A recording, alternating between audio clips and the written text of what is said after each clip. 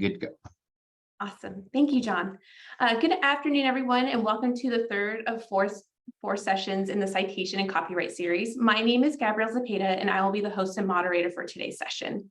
Today's session is Citing in MLA Style, Tips and Resources from UTSA Faculty and Librarians. I would like to introduce our panelists for today's session, Tara Schmidt and Dr. Bridget Drinka. Tara is the coordinator of information literacy and assessment with the John Peace Library, and Dr. Drinka is a faculty member and professor in the English department. Today's session will explore MLA resources and discuss common obstacles that graduate students face with MLA citation style and some tips and tricks to overcome them. With that said, I'll go ahead and hand it over to our panelists.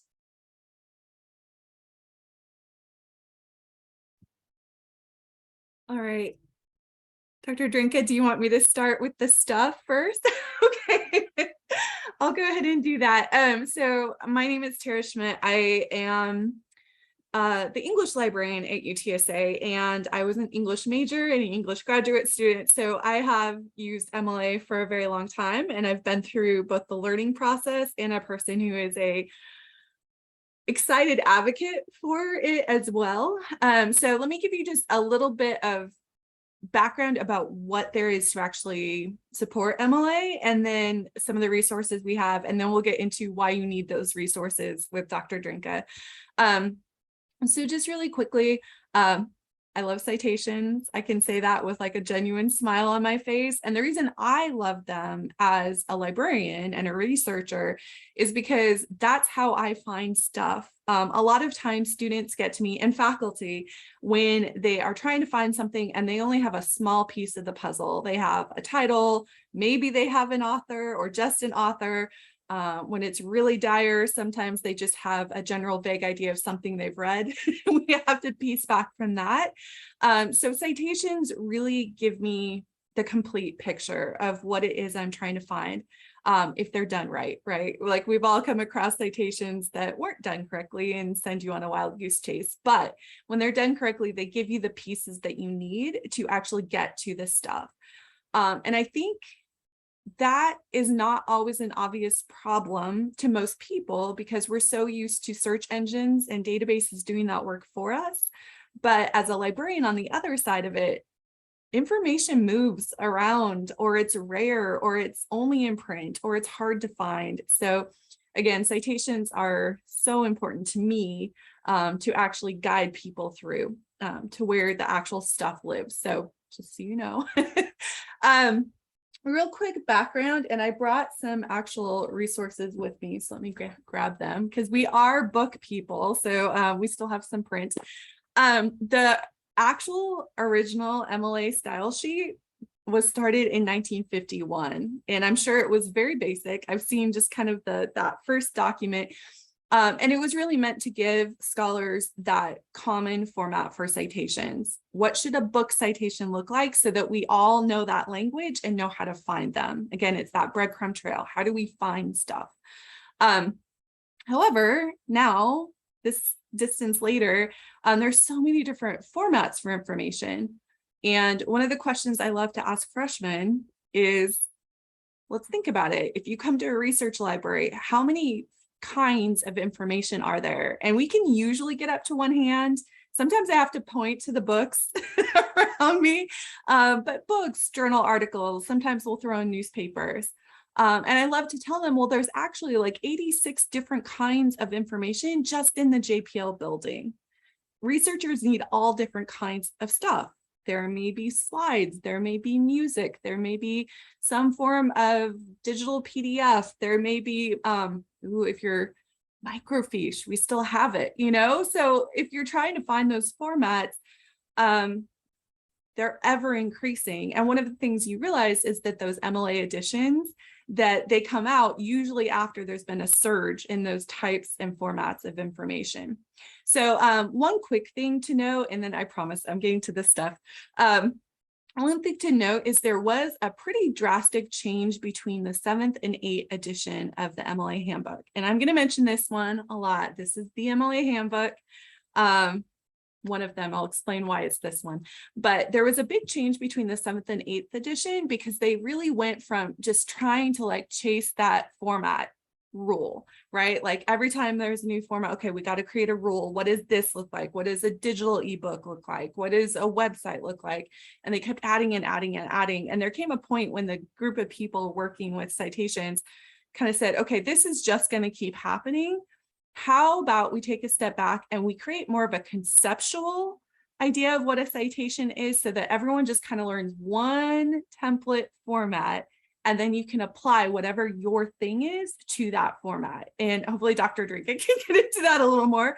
I'm actually really curious from some of you who use MLA, if you learned like in the 8th edition or now in the 9th edition, how that works for you, because it is a big change from kind of learning a rule-based approach to more of a concept-based approach.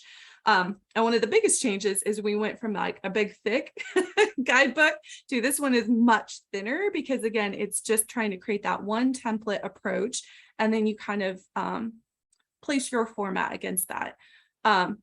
Anyways, I don't know if that's helpful or not, but that's kind of what this big shift was. So this is the MLA handbook, the 8th edition. I tried to grab the 9th edition and they were all checked out. So this is the 8th edition. It actually looks almost exactly the same, except you get some like wavy lines on the front instead of straight lines on the front. And I actually ordered more once I saw that all of ours are checked out or missing. So when we talk about applying this, like applying the format, applying the rules, there are always going to be issues and questions, and there are resources to help with that. So most of us get down like how to do a book or how to do an article, but then you get into those weird little things and you're like, or some information is missing, and trying to figure out how to do it. So we still have the print, obviously. You can always check these out, and I'm actually going to share my screen just really, oh, sorry, this is going to look weird for just a second. Let me zip over. There we go. Library website, hopefully you've seen it before. If you haven't, this is it. You can actually do an MLA handbook search in quick search. I put quotes around it so it finds an exact match, and it should come up. So there's our 8th edition. We have our 9th edition as well. And if there are editions available, it should have them listed with the call number. If you ever have, these move a lot and they go missing a lot is the polite way of saying it. So if we ever don't have a copy, please double check at the front desk of either library downtown or JPL. It could be that it's just behind the desk or it's gone. Anyways, they can help you with that. We're happy to help give you some resources. What if you aren't on campus, or you just, these are missing? We have other ways of getting help. One basic way of getting help through the library is under research guides. So these are guides that our librarians have created that are a mix of how-to and also resources. So if you click on research guides over on the side of the page, there's one that says Cite It Right. And we've kind of put all of our basic citation information together along with MLA. So this is going to be, again, that basic conceptual understanding, just the elements of what you will need. We do have examples of journal articles, website books, samples, and so on. This is truly meant to be just a starting point. But if you want to point students towards something, or if you just want a basic thing, this Cite It Right MLA guide can be a really helpful place to go. Plus, you always have that chat with librarians down in the corner. Just a reminder, not robots, actual librarians.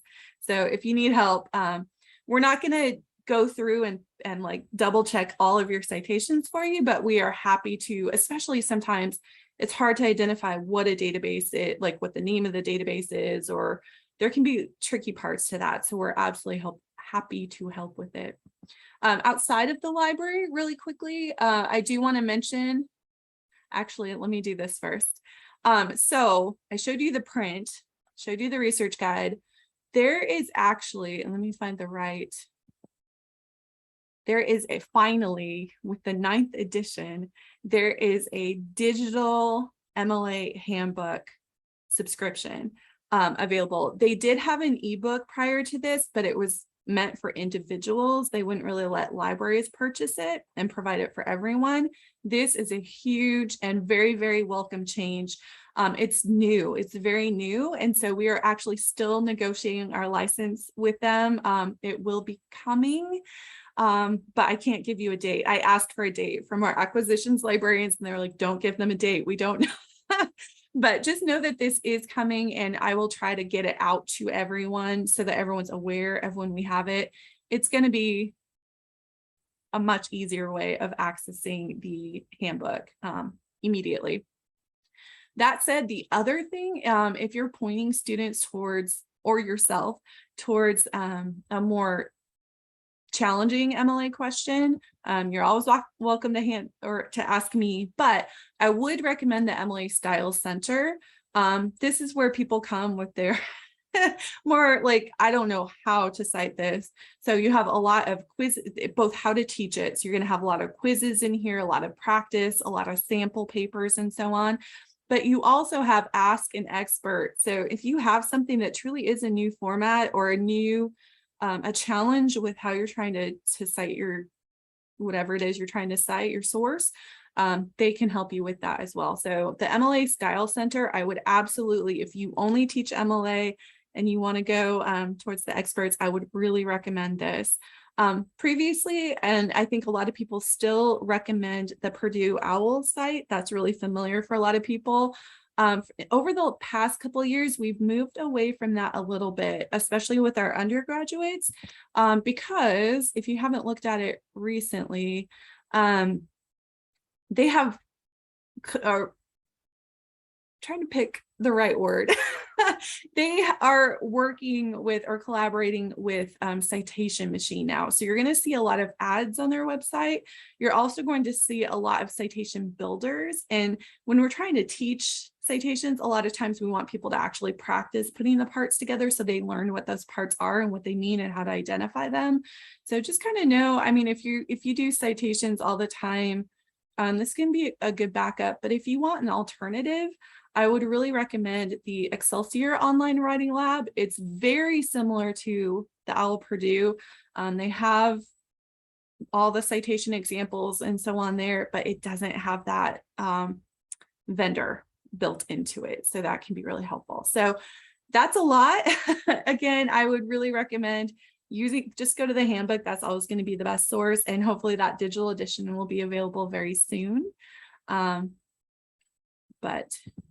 let me go ahead and back out of that. So resources, and Dr. Drake, I'll let you talk about the challenges. Unmute, first of all. Gotta get myself on here. Yes, the resources. Okay, I prepared a little PowerPoint with the help of my research assistant, Devin Bradley.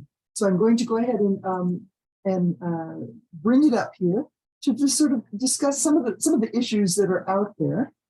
Let me see if I got it here. There we go.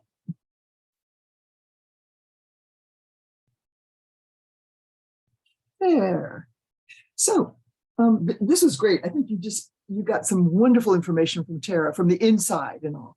And I'm kind of coming at this from a researcher myself and as a teacher. So I solicited the help of my research assistant, Devin Bradley, who's a first-year PhD student, and said, what is the best thing that we should be, actually presenting to PhD and MA students with regard to this? So I'm going to just start through. I'm just going to leave my little navigation screen over there and talk to you about some tips and for citation and reference. So building upon Tara's beautiful explication. So why should we even be using this?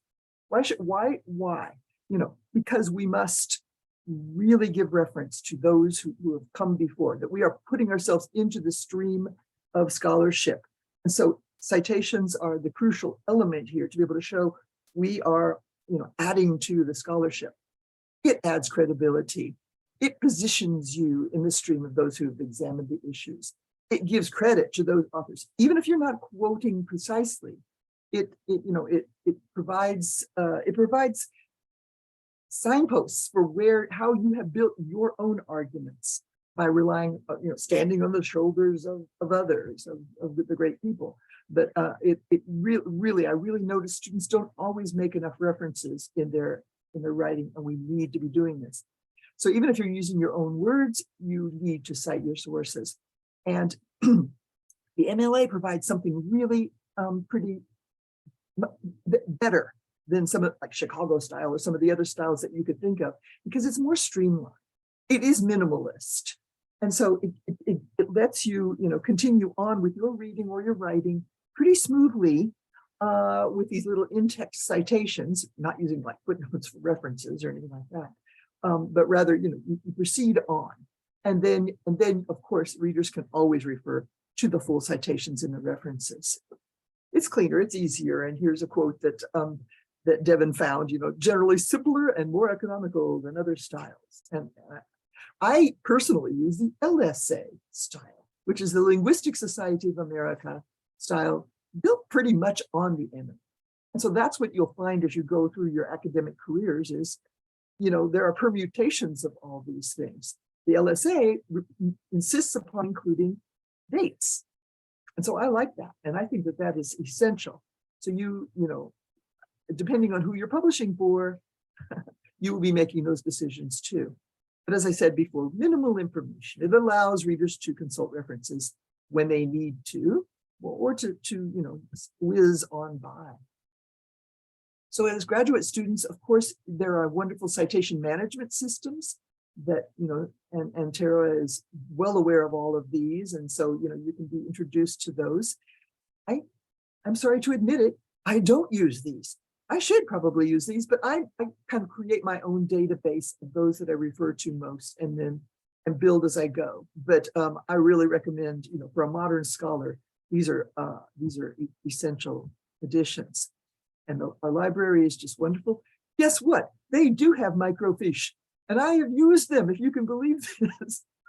But they have everything you want. And what's really wonderful, of course, is we have things like the ILL, interlibrary loan, which gives you access to everything out there in the world. And I can tell you, our library has found me everything in the world that I ever wanted. I could not have published the comprehensive book that I did without the help of our librarians. So take advantage of their wonderful help. This may be the most important thing that I say today. Be consistent. Be consistent with your citation style. So, if you are following, let's say, an offshoot of MLA, if you're following a different principle, make sure you stick to that citation style at all times.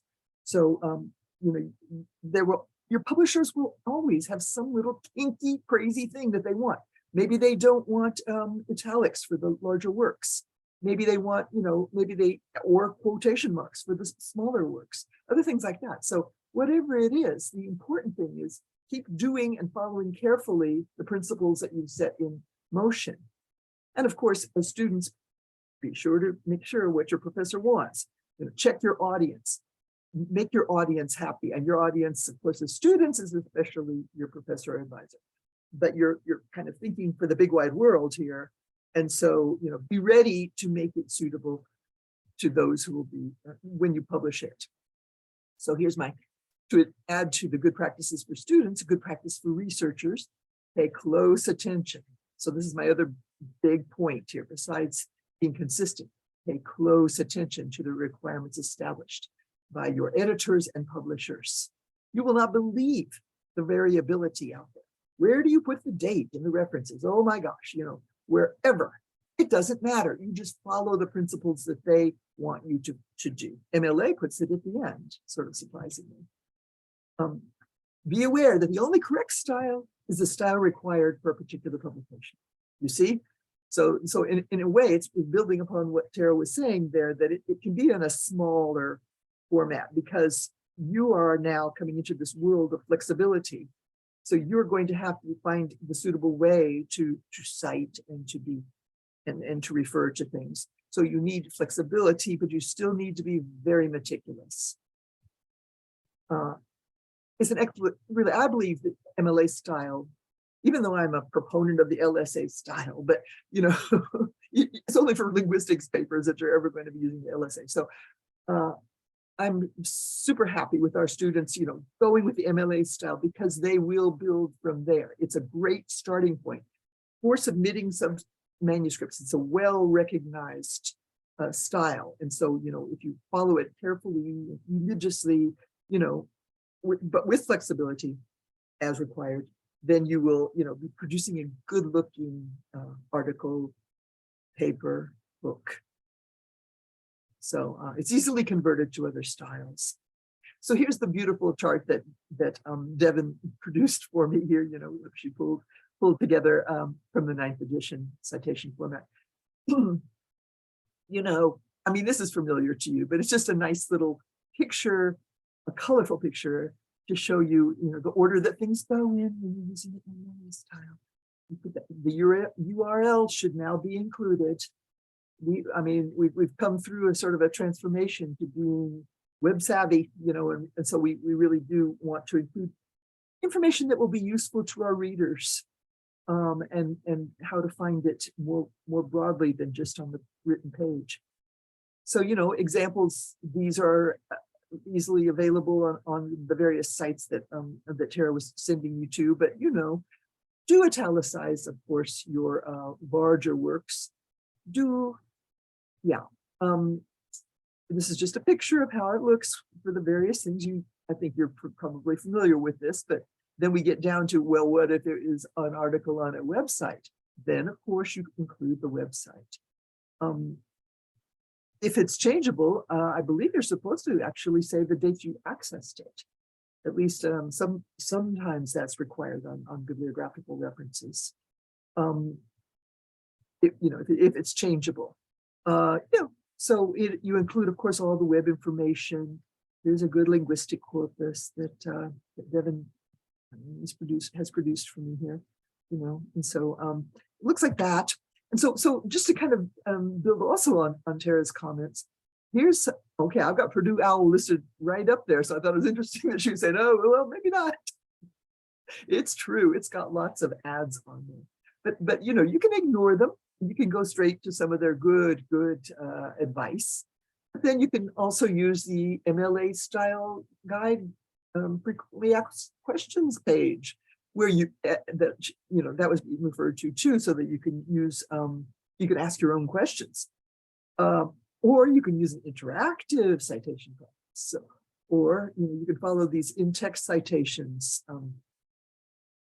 a step-by-step guide to text. So, and of course, even on a PowerPoint, we ought to include works cited. So here are the ones that Devin and I are producing for you to see. So, there's much more that can be said. I guess I'll stop sharing now. Much more that can be said. My gosh, we could talk about the fact that it used to be that the MLA said you have to put brackets when you do any kind of ellipses. When you're going to put the ... you have to put the brackets around it to make sure that people know that was not in your quotation. That's you putting the ellipses. So religiously, again, I have been doing that for years now because the MLA told me to. And then I just saw in the 9th edition, I went looking and it said, you don't really have to put the brackets around your ellipses unless it would add clarity. But see, that's an enlightened way to put it, because if there's any fear that people are going to not know this is my ellipsis, all right, I'll put those brackets in there. So now, as of today, I'm getting rid of those brackets. All my publications have had them, but from here on out, now MLA has said, you don't need it. You need it if you need it for clarity. So, that's the overriding principle. What we're trying to do here is, I'll tell you one more little tiny story from my past. I started in the days, and I started out as an Indo-Europeanist. So this is the stodgy German style of of scholarship, reading all those German, dissertations and texts and stuff. So they cited things. They didn't do work cited at the end. No, they just had all the citations in the footnotes.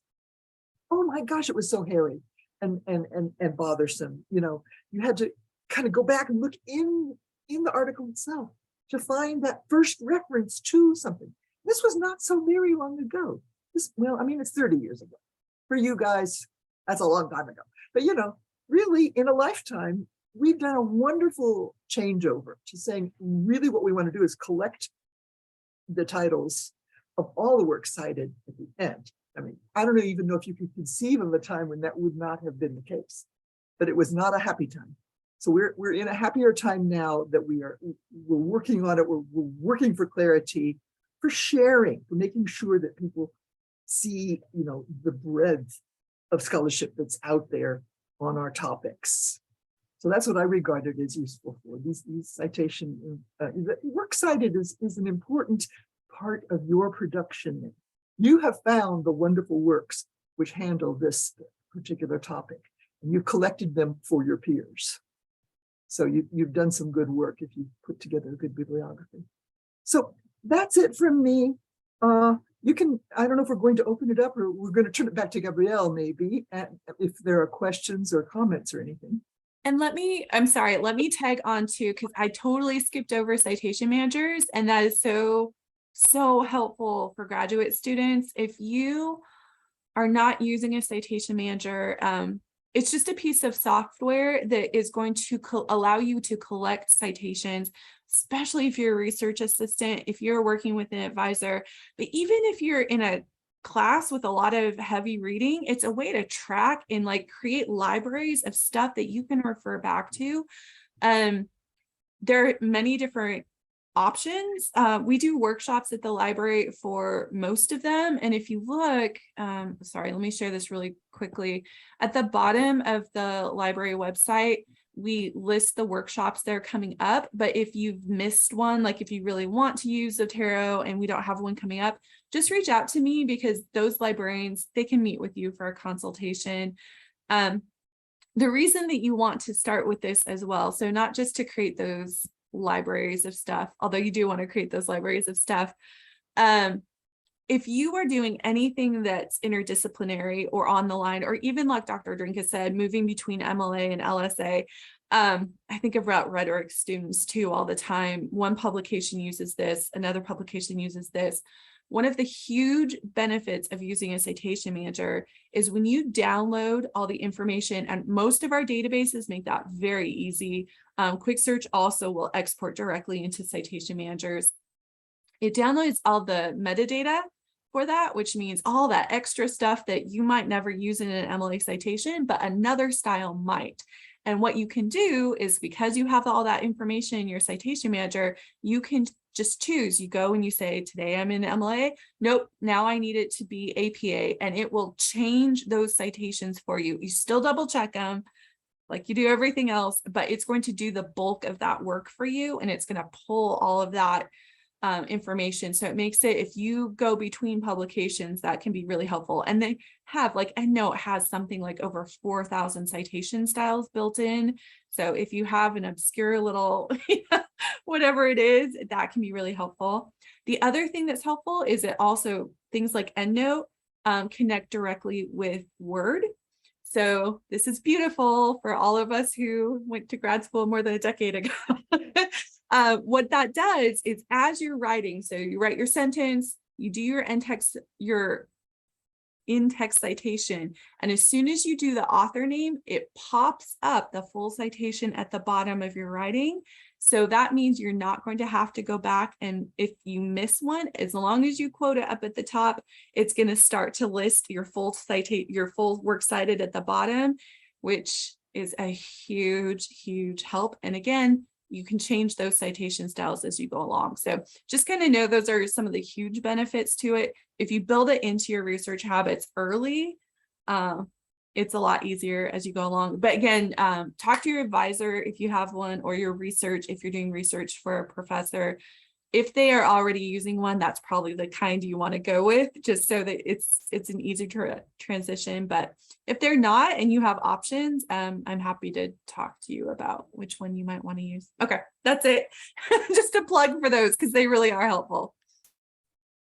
Sounds great. Thank you so much for sharing that information with us, Tara and Dr. Drinka. I'm going to go ahead and open it up for the Q&A portion of the session after we stop recording. So please feel free to submit your questions in the chat, or if you would like to unmute yourself and turn on your camera, you're more than welcome to ask those questions.